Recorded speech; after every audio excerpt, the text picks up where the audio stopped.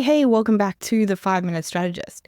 So we're rounding out our mid-year review now and taking everything that we have figured out through our review of the first half of the year and putting that into some kind of plan of action for the second half of the year. And the first step in that piece of the process is to set your goals for the next 6 months. You now have a lot of data that you can use. And what most of us try to do is set as many goals as possible and then try to do them all at once. Instead, we need to focus down on 1 to 3 goals that we can get done effectively and efficiently rather than trying and failing at 10. And remember, we're in this for the long game. I personally love a 1 goal per 90 days approach. So that would give you 2 goals for the rest of the year. If we think about our vision as the destination for our business, these goals are mile markers along the way.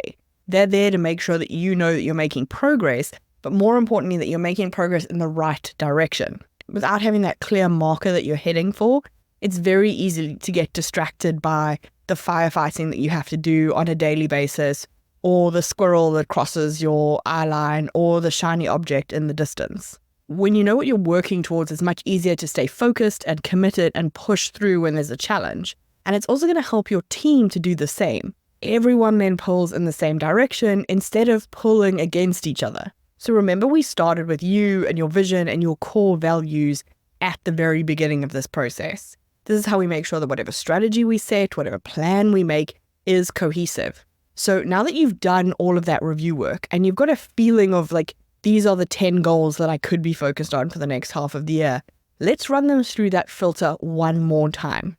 Are all of those goals aligned with your vision? Are all of them aligned with your core values? Are all of them exciting to you? This is going to make sure that each goal that we pick is building towards that vision. If you set good goals, that's going to give you a roadmap for the next 6 months that you can benchmark. So you can review your progress, how long it's taking you to get there, how much resources you're using versus what you expected. And that helps you figure out, okay, this is working and this is not working and we need to make adjustments. And because we're iterating like this, we stay agile and responsive to changes. This is feasible when you have 1 to 3 goals. This is not feasible when you have 20 goals that you are changing all the time. It's almost impossible for you to figure out why what isn't working in that situation because there are just too many variables. We've put them through the filter of do they align? Now we want to think, are they actually realistic? That doesn't mean easy, but there is no point aiming so high that no one in your team, not even you, believes it's possible to reach them. Because what happens then is everyone just ignores the goals, ignores the metrics, and you waste all of that time and data. For most small businesses, this means setting SMART goals. I'm not going to go into that. Specific, measurable, achievable, relevant, and time-bound. Everyone should be pretty familiar with those after a couple of years in business. If not, there's tons of Googling available. The way I like to narrow things down is to think through what would be a goal for each department. So for sales, what's your revenue goal? What's your marketing goal? What's your team goal? What's your ops goal? What's your profit or your cash flow for finance? If I had to rank these in order, which are the top goals? And then when I look at those goals, do they work together? Because we don't want to split our focus on potentially opposing goals. So by now you should be at a point where you have selected your 1 to 3 goals. I want you to actually go and schedule your check-ins.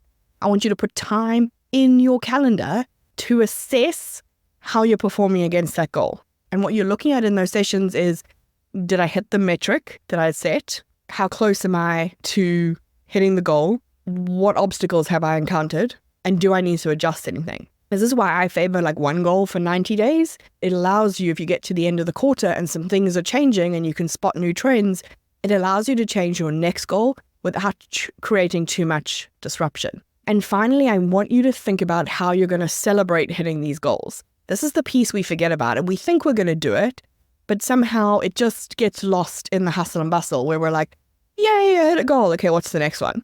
I know that it's tempting to have a multitude of goals and think that you are going to hit them, but don't try to rush this. Unless you have a larger team with some management level in it, trying to do too many things, even if they're scalable, even if they're aligned with your vision and your core values, is likely to leave you exhausted and frustrated.